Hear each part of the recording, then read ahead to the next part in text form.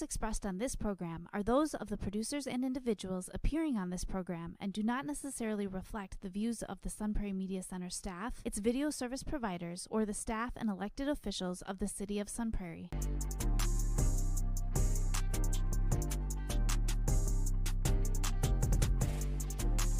You are now watching the Alan and DJ Show. Yo, yo, yo. Milwaukee, Sun Prairie, and all the surrounding areas of Wisconsin, and all in the Midwest, and basically the whole world. Welcome to the Alan and DJ TV show program. Oh, man, just playing. I'm Alan, though. And this is your boy, DJ. DJ, what's good, man? I'm doing good, man. How about you? Oh, man, I'm chilling, 7. Feeling good.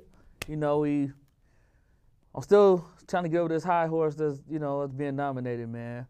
Oh, yeah. And us going for our goals and dreams and having this vision.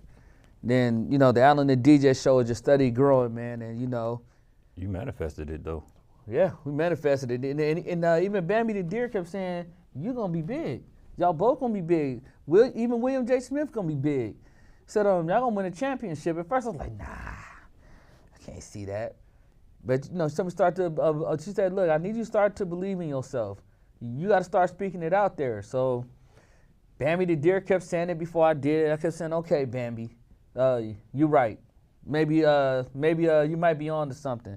But we fought with her tooth and nails. And she was like, you know what? I want to give you a book to read. And this book going to help you strategize and beat every single competition till you get to the top. You cross all the names off the list till you get to the top. And that's the 48 Laws of Power. Oh, you know what? Let's talk about that today, DJ. Absolutely. The 48 Laws of Power. And the 48 Laws of Power, we only going to give you a few laws today, but I feel like these are the most important ones to help you get ahead in life. Absolutely. So let's bring it to you like the Alan and DJ show know how. Bullet point number 1, never outshine your master.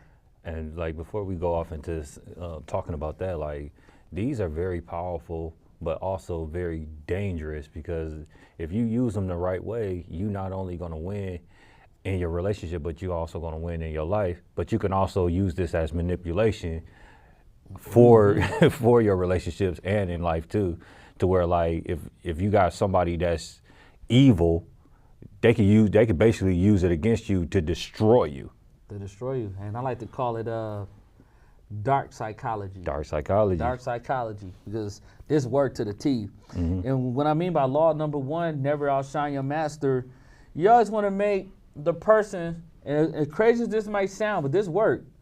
You always want to make the person feel like they're more superior than you to a degree. And you might say, Al, why you say that? Because ain't nobody more superior than me. No. It's a strategy. It's a game. Absolutely. Even though you know that you're ascending to the top, and to a degree you might feel like I really don't need them, but you play as if you do. Because in that way it calms down egos. It calms down jealousy, and it keep your relationship always as a bridge gap is always going to be open because you never know when you're going to need somebody. So you never want to outshine your teacher.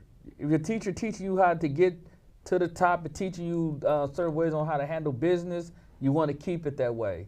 Even though you're gaining way more knowledge at this point, but you still want to say, man, you know what? If it wasn't for DJ, I wouldn't be here. You know what I'm saying? And, I'm happy that I'm successful. I'm happy that I became a $50 million man. But, I got to give credit to DJ. The DJ put me in position, and I can never forget him for that. That's how you do it. Remember, never outshine your master. Yeah, the reason why that is such an important power is because, you could still, even though you get to the point to where, you learn so much, you could still learn a lot from your master, even despite of all that. And on top of that, you never stop learning. Nope. You never stop learning. Because the moment that you stop learning, your master can outgrow you. He can outgrow you. And then you only limiting yourself. You're putting yourself in a small box. So you never want to put limitations on yourself. I hear people say, because words are powerful. It's kind of like how we did in the other show when it came to laws of attraction. Words are powerful because thoughts become things. Things can become your reality. because everything is, in this world is based off of frequencies and vibration. So you want to put yourself and align yourself into the right frequency. And that's why, like, I think DJ had a headache one day, and he listened to some healing music. Yeah. That got rid of the headache. At first, I thought it was nuts. But when I started tapping into that, and I started saying, dang, DJ, you know what, that actually did work. Because you shift the dopamine in your mind. And, you know, I gave credit to DJ. I didn't say, oh, man, even though now I could do this and I took off with it, still, DJ the one showed me how to do this. So that's why, even if, you know, you got perfect one, 50 Cent. Yep. He know he's bigger at this stage in his life than Dr. Dre, Eminem, and all these guys, right? But who do you still credit? Dr. Dre and Eminem found me. If it wasn't for them, I wouldn't be here. And that's all about never trying to outshine your master, because then I would never mind helping you. But the moment that you feel like, okay, if I'm better than you, man, I don't need you no more now, bro. I'm all the way up here. Yeah. You're going to mess up relationships. So basically, in so many words, if I kick the alley-oop to DJ, don't mess up relationships. You don't want to do that. And the crazy thing about this this law right here is that a lot of people, when they get to a certain point, they feel like they done outgrown their master, and they get to the point to where, like, they want to venture off on their own, and be able to do stuff on their own, and thinking like they're better than the person that they trained under. Like, athletes do it all the time. Yep. Like, people at work do it all the time. Yep. Like, it happens everywhere, and you don't want to mess up that relationship, and you don't want to get complacent when you do that, because, like, when you venture off on your own, then now you stop learning. Exactly. And when you stop learning, then that's when the master can creep back up on you and learn more than you. And, you know, that's why you want to always keep that door open, because then you'll have a bridge gap to having always great relationships, and then you start building all these connections and everything, but you always credit your connections. Like, hey, you know, I appreciate James Caden for having us on his show. Yeah. And, you know, he taught me a lot about business, and we talked about laws, you know, like the 48 laws of power and how it worked, which bring me up to another one. Bullet point number 2, say less than necessary. Now, DJ, you very good at this. Why is it important to say less than necessary when it comes to the 48 laws of power? Because, like, the more you talk, the more you're bound to say something stupid. And the more you talk, your opponent can eventually figure out all your weaknesses. Absolutely. Because you're talking too much. You know, if it was like we playing a game, let's say Big Brother or Survivor, and you telling me your whole gameplay, like, I'm learning your strategy, I'm peeping how you move. Sometimes you have to play possum to somebody's fox. So, like me at work, for an example, you think I'm goofy, he act funny, he do this and that. And most of the time I am. But how you know that this is not a character? And you're looking at my real life, and me and DJ and Will making all these boss moves. Is saying less than necessary. But we do what we have to do to, when you do it, you have receipts to prove that you did it. Yeah. And because it's like the more you say, the more common you will appear to be. But the less you say, the more mysterious you will appear to be. Ooh, that's good. No, but the reason why this law is so important is because, like, words are powerful. So the less you talk, and when you finally say something, it's going to be more impactful when you do say something, because when you finally say something, now people paying attention to you because they're not used to you talking. Exactly. And then what you're saying don't sound as foolish. Yep. So if that's how one of them dudes bumming, man, yeah, bro, I got to be about me, yeah.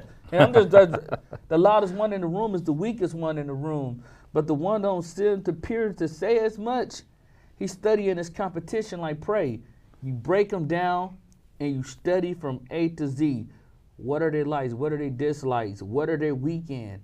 And whatever their weekend, like how we did to become the #1 show, we took everybody's weaknesses and we made them our strengths. Yep. And that came from the 48 laws of power. You know what I'm saying? Like, you want to say less than necessary, but when you do speak, your opinion is strong. They say, oh, wow, DJ, that was really great. Because DJ don't say as much. Yep. But when you blah, blah, blah, blah, blah, and you know, like you gotta be, I'm King Kong, I'm number one. Everybody know me. Yeah, slide over for me. Then you appear to be after a while annoying. Yeah.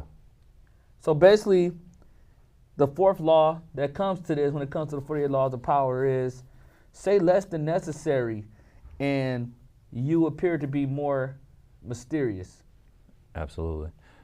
No, but the crazy thing about this law too is that what I observe from this law is that it's very powerful because it helps you, like when you don't say anything, it helps you study your opponent. And when your opponent messes up, now all of a sudden you could come behind them and be like, okay, I see what the mistakes they made by talking too much. You basically, when you took the more, and plus also the more you talk, the more you give yourself away. You're giving yourself away. So then a person know how to break you down. So before we go to the next law, give you an example. We all had an audition together. Mm-hmm. So let's say I'm the loudest one. Yeah, I'm the best actor. Everybody know me. Yeah, man, dog, man, I'm finna kill everybody up here, dirty. You want to slide out of the way. This role is for me. But the one in the room was kind of quiet. He was like, okay. So he watching how you move. He's sitting there playing possum to your fox. Remember that, playing possum to your fox. Studying the way you walk, the way you talk, the way you acted, the way the other people are reacting to you. The way now that you may just turn the casting director off. You go in the room, you might did a stellar job, but you don't know nothing about me. You don't know how good I am. So now I play dumb. Hey bro, what kind of monologue you about to do, man? I know you about to kill it. Man, I think I'll be all right. We'll have to just see. You know, I'm going there and giving my best, and my best is all I can do. We're going there and, you know, we'll see what happens. Everybody talking, everybody buddy. I'm chilling. I'm just observing the room. Now I go in there, do my thing, blew him away. Come out, bro, that was you? Man, dude, like, bro, like, I didn't know you was that good. I said less than necessary, but I said enough.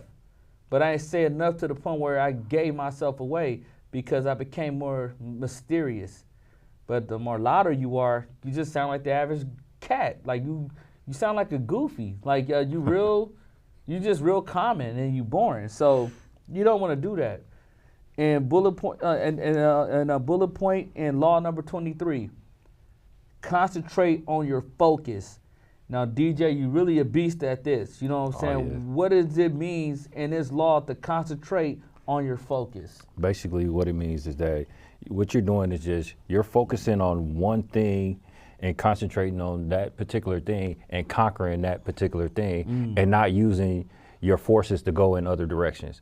Like, it's common for a lot of people to multitask, and it's common for people to like put all their energy in so many things. So if you're putting you're putting 15% in this, and you're putting 15% in that, and you're putting 15% in this, then you wonder why you're not getting nowhere in life. Or you wonder why you at a standstill at so many things, or stuff is not getting done when it needs to get done because you're not putting your energy and focus, or you're not utilizing your force to be on one particular item.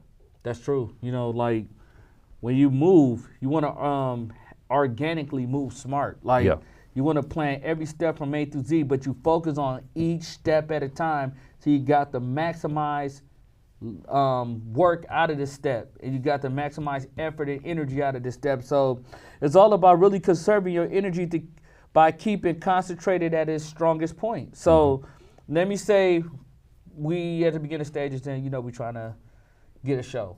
We had the audition. So let's focus on the audition part first. People worry about, oh man, bro, man, you know, like when I get to Sun Prairie, I'm gonna be the man, and I'm gonna have this show, and I'm gonna be out here, I'm gonna be doing this. Dude, you're moving too fast. Concentrate on the audition first. Let's make sure that you outwork everybody. Study what they're even looking for. Then once you concentrate on the audition, you will get the most effort out of it. Now, after you got that audition and you mastered it, and now you got your show, you know what I'm saying? Now you have to focus on a particular audience that you want to target. Yep. and you want to stay headstrong on what do people like to listen to these days. And you make sure you get the maximum effort out of it, and you work hard on your craft day in and day out. You pour your energy into your craft, because you pour, like DJ said, you pour your energy into your craft. Then you want to go party here. Then you're doing too much overtime here. Then you're trying to sacrifice to spend time with this person here. Even with Bambi the deer down the road, it's not gonna work because your energy is all over the place. So everything will start to become cluttered and unbalanced. So in so many words, before I kick the alley hoop to DJ. Concentrate on one thing at a time. Organically move smart. And when you do that, I promise that you could look back and say, man, look what all I built. Yeah, and the reason why this law is so important is because, like, and back then I used to have a problem with it. Like, I used to be like, oh yeah, I'm gonna start this account, or I'm gonna do this account, or I'm gonna do an IRA account, or I'm gonna do a stock account, and like you got all your forces in like all these different areas and stuff like that, instead of just concentrating on just one, build that up for a little while. Then once you got it to where you need to get to, then you could build the other thing that you wanted to build up. Then all of a sudden, before you know it, then all your accounts are filled. But a lot of people, when they go in like all these different directions, it causes burnouts. Big time, because you putting too much energy into 5 or 7 different things. And when you do that, it's just not gonna work. I mean, something's gonna start suffering here. Yeah. So then everybody's like, dang, I'm supposed to go to the gym today. Well, maybe I just go to the gym real quick and then I get back to this. Now you did a heavy workout, you burnt out, and you probably like, man, I don't even feel like working on my vision tonight. I'm tired. I think I'm gonna kick back and watch a movie. I'm entitled to that, and binge watch my favorite TVs and just eat till I go to sleep. Look what you just did. You burnt yourself out so much that you wasted so much time. So you find one particular thing that you want to concentrate on, and you give it your 100% to the maximum effort at that one step, then you move on to the next step, which is law number 40. And this is going to sound real crazy, but despise the free lunch. Ooh. They don't know nothing about this, DJ. Nah, bro. Despise the free lunch. Why should they despise the free lunch, DJ? Let's give it to them. Because it's no such thing as something is free. Like if it's too good to be true, usually that's what it is. It's too good to be true. Yep. Nothing comes to life for free. Nothing comes in life for free. Nothing. Listen to me. Nothing in life comes for free. It's always a hidden agenda behind everything that comes for free. Man, DJ, you could have said that no better. Like that's why I tell people, like, you know what I'm saying? Like, I follow these laws to the T in my life. And look how far we got, because we followed these laws. So when I say despise the free lunch, be careful what's being offered to you, because anything free is usually dangerous. And it involves in tricking with hidden obligated agendas. Absolutely. And let's say if I'm like, oh, no, buddy, it's okay. Lunch is on me today. Oh, no, buddy. Hey, how much is that for? I'll put it on my card. I got it. And you're like, oh, man, I appreciate it. Thanks. Man, he was really nice to me. Yeah, come to my place and, we'll talk about incentives. And here goes $10,000. It's just pocket change. We'll put it in your pockets. Yeah, no problem. I know you're a hard kid in school. I know you got some things going on. But what is the hidden agenda behind it? You got something that I need from you. Says so you want to benefit from me, I need to benefit from you. And then what they start doing is tracking you in all these different type of tangle webs. Now you have so many contracts and stuff, and they can say, hey, buddy boy, I need something from you. Because you remember I gave you that $10,000? You remember I fed you? You remember when I paid for some of your expenses and stuff? Here goes a list of everything that I've done for you. Yep. So how we gonna coup this back? So this is what you can do. So you can work it off of me. It might have you selling some drugs or something, or they might have you in a big sex ring. Like, this stuff is real life. It happens. So don't nothing in this life come for free. There's always a hidden agenda behind it. Like somebody say, hey man, I just want to do it from the kindness of my heart. Man, you best to think twice. Yeah. Really. So now that you got me to where I want to get to, you're going to start slowly throwing things on me and start demanding the things. Yep. Also the reason why it's so important is because people can use this as a sign of control and manipulation. Yeah. Meaning like once you accept their offer and accept their gift, now all of a sudden they have control over you. So now what you gonna do to pay that back, or what you gonna do for me? Like what Al said earlier, like, oh, now you owe that person. Yeah.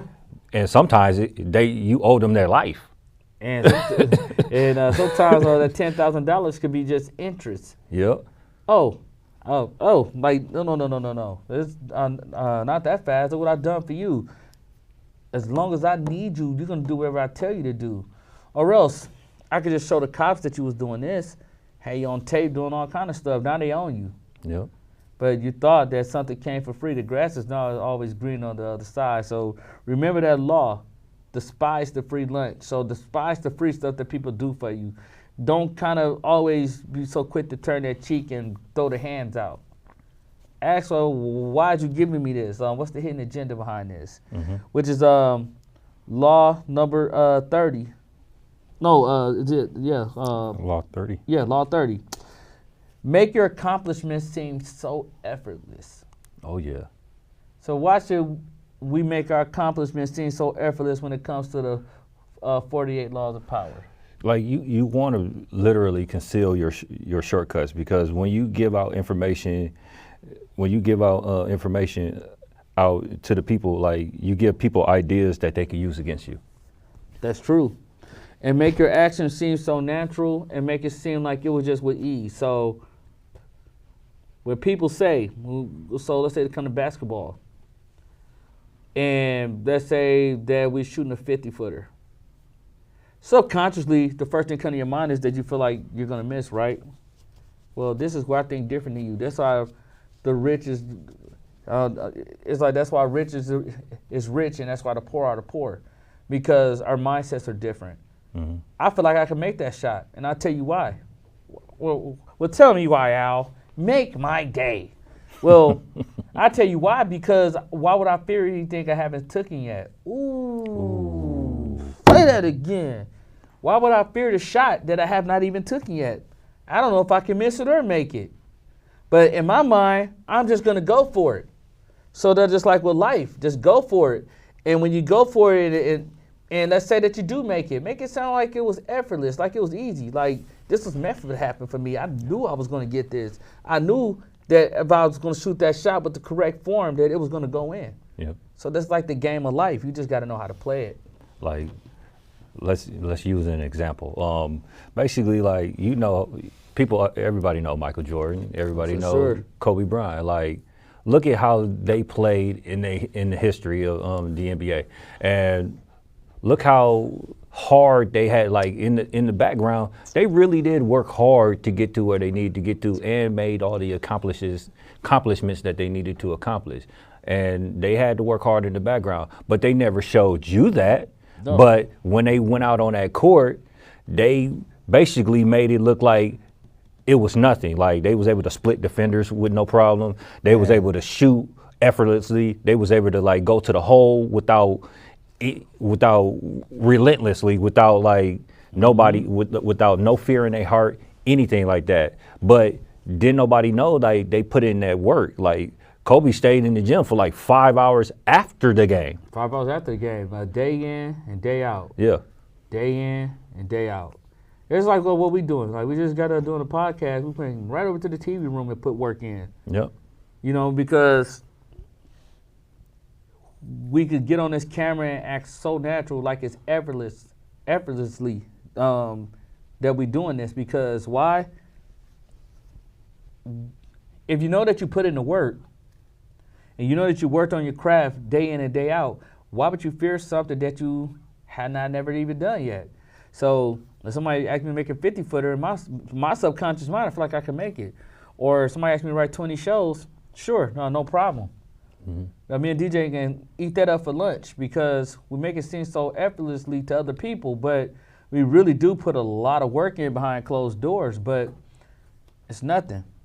And I'm going to say bullet point, law number 9. And I'm just going to say this, and I'll say this is plain and simple. And matter of fact, I want to tie this into our final thought. Mm-hmm. Why should people win through actions and not arguments, DJ?